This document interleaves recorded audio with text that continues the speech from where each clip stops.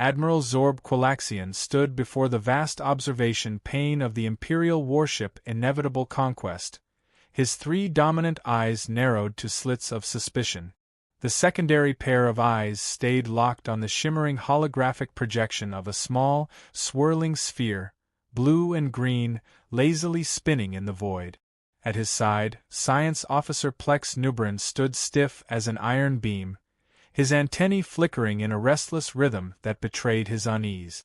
"So let me understand this clearly," Zorb began, dragging out each syllable as though explaining basic arithmetic to a hatchling, or perhaps to some slow-witted space mollusk. "You're telling me this unimpressive little mud speck is the origin of those radio transmissions, the very same signals that have been plaguing our intelligence division with sleepless cycles for 30 full rotations?" "Yes, Admiral," Plex stammered, his mandibles clicking nervously. "We've confirmed it beyond any margin of error." Zorb's snort came sharp and metallic, like steam escaping a fractured valve.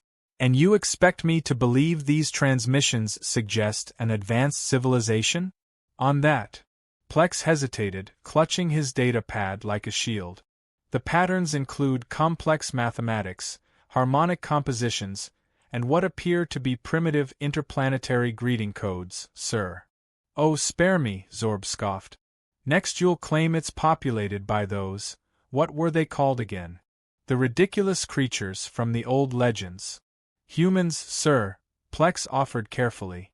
The Admiral's laugh rolled across the bridge like a shockwave, drawing nervous flinches from junior crew. "Humans? You might as well tell me this planet's crawling with quantum unicorns or dimension-hopping dragons." The science officer's carapace paled to a soft yellow, the Qualaxian equivalent of a blush. "With respect, Admiral, some of those ancient records may have a basis in—" Zorb cut him off with a flick of a tentacle. "Please. Any being with more than 2 active brain lobes knows humans are nothing but hatchling bedtime stories. Beware the humans," he mocked in a sing-song tone, "with their opposable thumbs and illogical instincts. Pathetic." He turned toward his strategic commander, Crag Domina, a battle-scarred veteran whose shell bore the marks of 17 victorious planetary subjugations. "What's your read, Commander?" Crag's voice ground like stone on stone. "Planet shows no defense grid, no orbital artillery, no sensor arrays to detect us. Whatever civilization exists there is defenseless. Easy prey." "Exactly." Zorb slapped a tentacle against the viewport, the impact making the reinforced transparasteel hum. "A Class 3 planet with passable resources. A conquest so effortless the Emperor will give me that promotion to the Central Systems without hesitation." He turned in a dramatic swirl, ceremonial cape sweeping the air. "Initiate invasion protocol. Fleet deploys at 0600 ship time. I want extractors operational by midday and a victory feast on my table before nightfall." The bridge burst into controlled chaos as officers rushed to obey. Plex lingered near the Admiral, wrestling with a thought.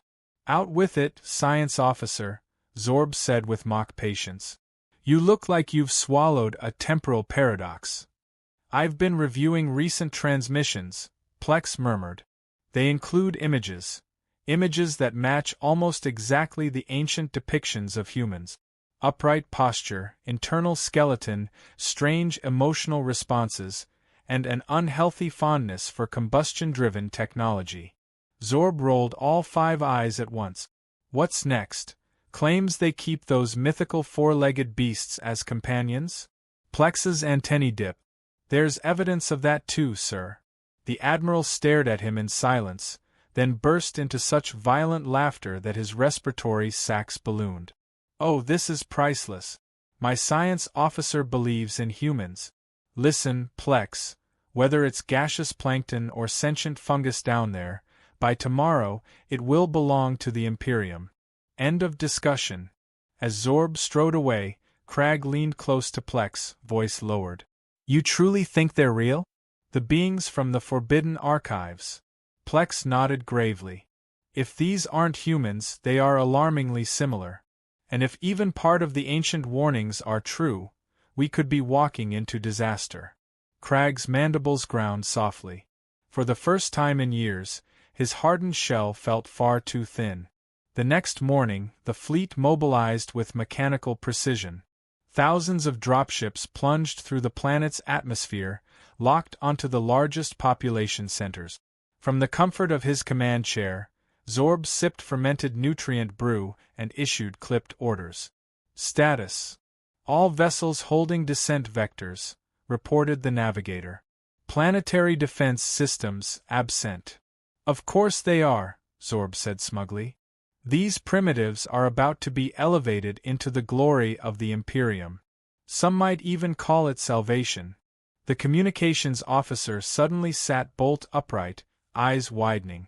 Admiral, the comms officer called, her voice tight, we're receiving live transmissions from the surface, multiple tongues, but the translation matrix is adapting rapidly.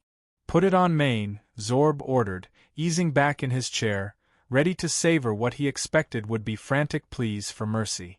The viewport dissolved into static before resolving into an image, a pale-skinned, almost hairless biped seated at a crude information console. The creature's single mouth moved in intricate, rapid patterns, far too complex for most primitive species. Reports incoming from all major urban centers, the human voice declared. Unidentified craft have breached national airspace. All military forces are at maximum alert. Citizens are urged to remain calm and follow emergency directive. This is not a drill. Repeat, this is not a drill. Silence consumed the bridge. Eyes flicked from the screen to the Admiral, then back again. Is that? Crag began, his usually stone-deep voice pitched oddly high. A human, Plex said, antennae rigid with vindication. Precisely as the old records describe. Zorb waved a tentacle dismissively, though a twitch flickered across his central eye. So what if this species happens to walk upright and lacks body hair? That hardly makes them humans. Legends claim humans are volatile, ingenious, and dangerously aggressive when threatened. This one is merely announcing our arrival. Where's the famed ferocity? The universe seemed to answer for him. The display split into a second feed. Live footage from one of the lead dropship. A clumsy atmospheric craft, combustion-driven exactly as Plex had predicted, was hurtling toward it at dangerous speed. Before Zorb could order a scan, the primitive machine spewed streams of projectiles into the dropship's hull. Damage? Zorb demanded, leaning forward. Minimal, the defense officer replied. The impacts are kinetic, primitive, almost laughable. Zorb relaxed again, smugness returning. See? Harmless. These beings may resemble the myth, but they are far from. A blinding white flare cut across the screen. The human craft had detonated, by its own hand, obliterating itself and enveloping the dropship in fire. Dropship 247 is gone, sir, the defense officer said, mandibles agape. Gone? What do you mean gone? Zorb sputtered, spraying nutrient broth onto his console. The craft carried far more explosive yield than our scans predicted. The pilot deliberately collided with our ship. Plex's voice dropped to a near whisper. Sacrificial strike. Exactly as the archives warned, humans place collective survival above their own lives. The Admiral's skin shifted to a blotched purple, the Qualaxian shade of extreme stress. One lucky hit. It changes nothing. Proceed with the invasion. But reports were pouring in now, every channel alive with trouble. While most dropships reached the surface, resistance was spreading like wildfire. Crude yet unexpectedly effective weapons were appearing. In some places, the locals had already seized Imperial equipment and were dismantling it mid-combat. This is impossible, Zorb muttered, staring at footage of humans tearing apart a scout drone even as enemy fire cracked overhead. No species adapts this quickly, Plex replied, scientific intrigue edging out his fear. Admiral, have you ever read the complete human records in the Forbidden Archives? Of course not, Zorb snapped. They're hatchling tales. Don't wander too far, or the humans will get you. The full accounts, Plex pressed on, ignoring the Admiral's glare, describe unparalleled adaptability, an instinct to repurpose anything into a weapon, and social structures that fuse cooperation with ruthless competition. Most concerning, they flourish in conflict. Utter nonsense, Zorb said, but the conviction in his voice was fraying. Cragg, reviewing real-time tactical feeds, looked up sharply. Admiral, we've lost contact with 23 dropship. In sectors 7 and 12, the humans are piloting our own craft against us. Multiple reports of enemy combatants approaching under white flags, and then detonating hidden explosives. Deception, feints, Plex murmured. Also in the texts. The Admiral's hide deepened to a hue bordering black, an unrecorded color on any living Qualaxian in recent memory. This changes nothing, he insisted, his voice cracking. We outnumber them. Our weapons are superior. The Imperium has taken 1,000 worlds.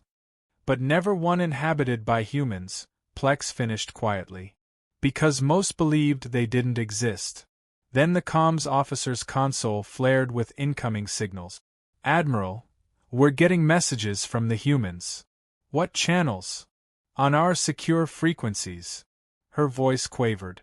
They've already bypassed our encryption. That's impossible. Zorb thundered, but the sound rang hollow in his own ears. What are they saying? She hesitated. They're offering terms. Terms. Zorb's respiratory sacs swelled near bursting. We do not negotiate with primitives. We are the Imperial Armada.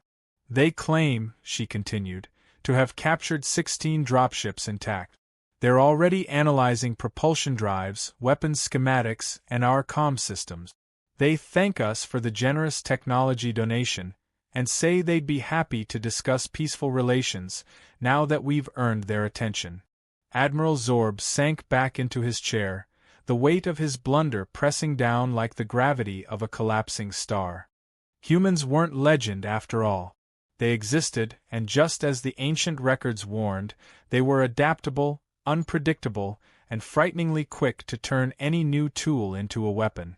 Plex, Zorb said at last, his voice low but carrying through the stunned bridge.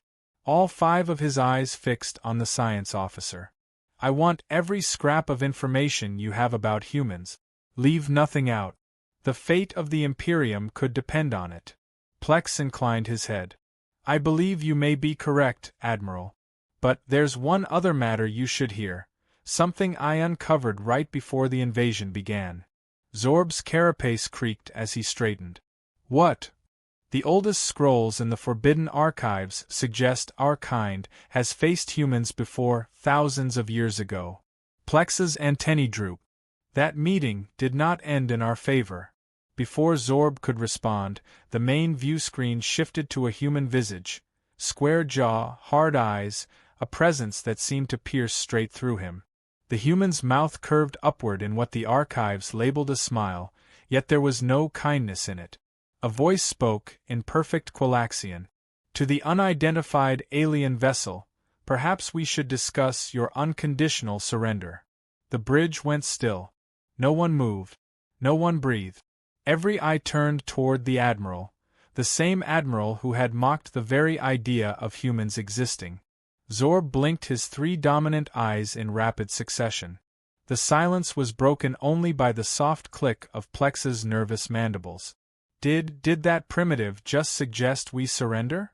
Zorb sputtered, his pitch climbing high enough to make nearby crew flinch. The human's expression didn't waver. I am General Talia Baxter, United Earth Defense Force. And yes, Admiral, that is exactly what I'm suggesting. Your invasion is failing badly. Let's spare both sides needless bloodshed. Cragg Dominus stepped forward, the red emergency strobes gleaming off the ridges and scars of his battle-worn shell. Admiral, distress calls are coming from 60% of our ground troop. The humans are adapting to our weapons at an alarming pace. Impossible. Zorb slammed a tentacle into his command console hard enough to crack its surface. No species could reverse engineer Imperial systems in less than a cycle, it would take decades. Plex's throat plates rasped as he cleared them, the sound like sand on wet stone. Actually, sir, the ancient accounts describe a human brain structure uniquely suited to intuitive leaps in problem-solving. Enough of your precious stories. Zorb bellowed, acidic droplets spraying across the deck. I need solutions, not fables. General Baxter watched with cool interest. Your science officer seems like the only sensible one here, Admiral. Perhaps take his advice. Zorb's hide flushed deep violet, a toxic mix of humiliation and fury. How are you speaking our tongue? No translation unit could. We captured one of your comm modules intact, Baxter said, almost conversationally. Remarkable tech. We've already simplified and mass-produced a version. Now every soldier on Earth can understand your troops. It makes capture far more efficient. The comms officer's antennae stiffened. Sir, I can confirm it. Reports are coming in. Our soldiers are being interrogated in native Qualaxian. The Admiral sagged back into his chair, the enormity of the disaster pressing against his armored frame. He gestured faintly at Plex. Fine. Tell me about them. All of it. Now. Plex stepped forward, datapad trembling in his claws. Humans evolved on a world of wildly shifting climates, forcing unparalleled adaptability. They survive in ice-blasted wastelands and blistering deserts. Their diet is almost indiscriminate, and their endurance is extraordinary, thanks to an efficient heat dissipation system. You mean they lack proper temperature control? Zorb scoffed. That is the control, sir. They vent excess heat through a process they call sweating. It lets them run down prey, sometimes for days, without stopping. General Baxter tilted her head in approval. Your science officer's done his homework. But the true danger, Plex continued, isn't physical. It's psychological. Humans blend fierce independence with the ability to unite in astonishingly coordinated group. They defend personal freedom to the death, but will sacrifice themselves without hesitation for their collective. Zorb's voice dropped, heavy with dread. And when threatened? Plex hesitated. When threatened, they don't retreat from superior force. They escalate. They innovate. And they accept massive individual losses if it means victory for the group. The tactical display lit up with a cascade of crimson alert. Cragg's shell seemed to pale as he read them. Admiral, the humans have overridden security on dropships in sectors 9 through 14. They've launched them. Zorb jerked upright. They can't possibly fly our craft. They don't need to fly them well, Cragg said grimly. They're turning them into guided missiles. The defense officer's voice cracked with urgency. Admiral, field commanders report that humans are now wielding our own energy sidearms against us. They've altered the power cells to overload on contact, turning them into makeshift explosives. Zorb's gaze snapped back to the main display where General Baxter still waited, calm and composed. What do you want? He asked at last, the commanding edge in his voice worn down to a hoarse whisper. Baxter lifted one hand, ticking off demands on her oddly familiar, yet alien digits. First, the immediate withdrawal of all Imperial forces from Earth. Second, full technical schematics for your propulsion drives, compensation for the destruction you've caused. Third, the coordinates of your homeworld and a complete record of the Imperium's holdings. You expect me to betray my people? Zorb's voice was incredulous. I expect you to act rationally, Baxter replied evenly. This battle is lost, Admiral. The only choice you have left is how high the cost will climb. Before Zorb could respond, the ship's proximity alarms wailed. The navigation officer's limbs moved in a blur. Multiple small craft inbound from the surface, modified versions of our own scout ship. But their energy profiles, they're wrong. Define wrong, Zorb demanded. They're running far above safe tolerances, sir, safety limiters stripped out, power rerouted from non-essential systems straight to the engines. They're moving faster than we ever designed them to. Baxter's smile edged wider. We have a saying, rules and safety measures are really just suggestions. Without them, your craft can achieve much more. Impact in 30 seconds, the defense officer barked. Evasive maneuvers, Zorb roared. Too late, Cragg muttered, eyes locked on the tactical feed. They're coming from too many angles. The first strike slammed into the inevitable conquest with bone-shaking force, hurling officers from their stations. Sirens shrieked as systems reported cascading damage. Hull breach, Deck 7, the defense officer shouted. Security teams en route, but, Admiral, humans are boarding. On the main screen, Baxter inclined her head as if concluding a negotiation. That brings me to our fourth condition, the surrender of your vessel. We have particular interest in your faster-than-light systems. You're insane, Zorb hissed. This ship holds over 12,000 Imperial crew. You can't possibly believe a few raiding parties can seize it. We don't need the whole ship, Baxter said, her tone almost instructional. We need your engine room and this deck. You're already spread thin, breaches, fires, disabled systems.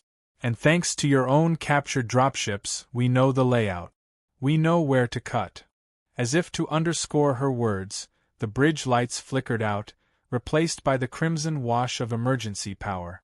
The main display fractured into quadrants, each showing security feeds. Humans in patchwork environmental suits advancing through corridors, wielding heavily modified Imperial arms that carved through defenders with brutal efficiency. Zorb's voice dropped to a rasp. How are they bypassing our internal defenses so easily? Plex's eyes were locked on his datapad, reading direct from the ship's core. They've hijacked our communications network, feeding false commands, rerouting squads away from key positions. They've also injected some sort of information virus. A computer virus? Cragg asked, stunned. We use quantum encryption. They call it trolling, Plex said, sounding half bewildered, half impressed. They've buried our channels under floods of meaningless chatter, images, and something called rickrolls. Our systems are wasting critical processing cycles trying to translate and categorize it instead of running defensive protocols. A deeper, heavier alarm cut through the noise. Engine room breach, the engineering officer called. Humans have entered the FTL control chamber.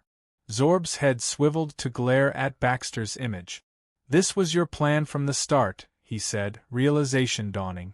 The surrender offer, it was just to buy time. Not entirely, Baxter replied, glancing off-screen before nodding. The offer still stands. But we required insurance should you refuse.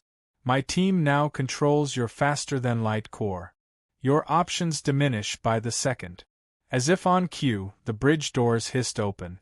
A squad of humans stepped in, their weapons clearly of Imperial make but stripped down, rewired, and repurposed.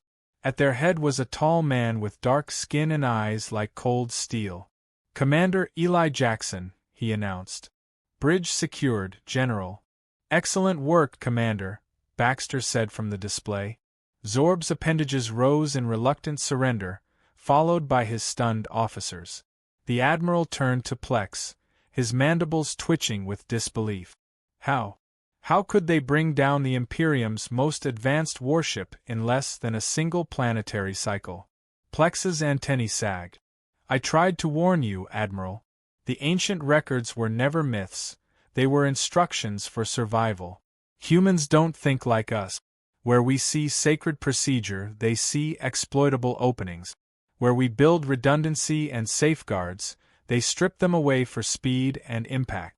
Their history is a chain of creating problems, inventing solutions, and making new problems from those solutions, then solving those too. Commander Jackson's gaze swept the bridge, openly curious. You seriously thought we were just a story? That's adorable. We've been listening to your broadcasts for decades. We've been studying your speech patterns, your tech systems, Commander Jackson said, his tone casual but with an edge. From the moment your ships entered our solar system, every nation on Earth began preparing for this exact scenario. United. Crag asked, genuine confusion creeping into his gravelly voice. Our scans detected dozens of rival states locked in constant disputes. Jackson chuckled, the sound unsettling to Qualaxian hearing node. Oh, we argue constantly. That's just how humans are wired. But nothing unites us faster than an outside threat. The moment you arrived, every petty feud got shelved. From the main display, General Baxter added, and one more thing. You should know this entire exchange has been streamed live to every populated region on Earth. Your attempted invasion has accomplished something even our own leaders couldn't, complete, planet-wide unity. Zorb sagged deeper into his command chair as the scale of his failure became painfully clear. The Emperor will demand my head for this, he murmured. Perhaps not, Baxter said, her tone shifting to brisk business. We have a proposal that could salvage your position and benefit both our peoples. Zorb's central eye swiveled toward her. Go on. We have no interest in subjugating your Imperium or dismantling your civilization, Baxter explained. That would be wasteful and short-sighted. Instead, we suggest an alliance. An alliance? Zorb's voice cracked in disbelief. With a species that just hijacked the crown jewel of our fleet? Exactly, Baxter replied smoothly. If we can adapt your systems this quickly as adversaries, imagine what we could achieve as partners. Plex stepped forward, antennae trembling with a mix of apprehension and curiosity. Admiral, the archives never even speculated on the possibility of peaceful engagement with humans. This could be historic. Or a disaster, Crag muttered, though without much weight behind it. Zorb's gaze moved between the human soldiers on his own bridge, the poised general on screen, and his own command staff. Finally, he drew himself up, trying to reclaim some shred of dignity. And what, exactly, are you offering? A structured program of cultural and technological exchange, Baxter said without hesitation. We'll return your personnel and most of your equipment, keeping only a few samples for study. You'll provide technical guidance to help Earth integrate into the wider interstellar community. The Imperium will recognize Earth as an independent, protected world. In return, you'll gain access to our unconventional problem-solving capabilities, something we suspect you'll find useful. And if I decline? Zorb asked, though the answer felt obvious. Baxter's expression hardened just enough to convey the stakes. Then we keep your ship, strip it for parts, and introduce ourselves to the galaxy armed with faster-than-light travel and the reputation of having crushed the Imperium's flagship in less than a day. Jackson's grin revealed his disturbingly flat teeth. Your choice, Admiral. Friends or a very memorable cautionary tale. We're comfortable either way. Zorb glanced at Plex, who gave an encouraging nod, then at Crag, who offered the Qualaxian equivalent of a weary shrug. The Emperor will never believe humans brought us down so easily, Zorb said at last. Then don't say it that way, Jackson suggested lightly. Tell him you conducted deep reconnaissance on a newly discovered spacefaring species and initiated first contact protocols.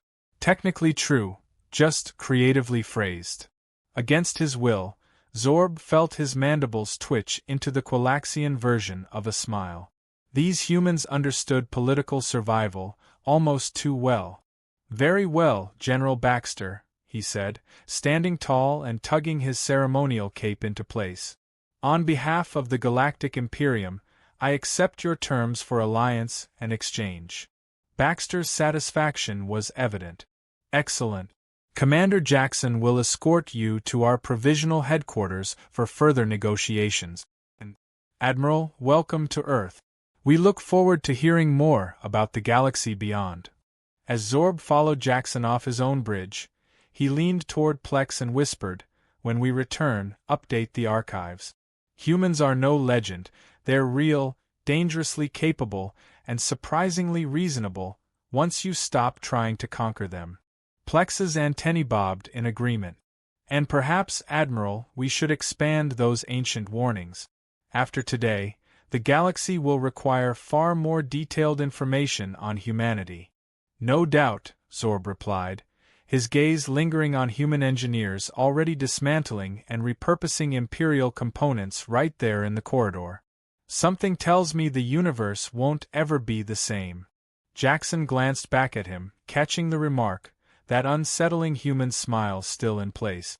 You have no idea, Admiral. No idea at all.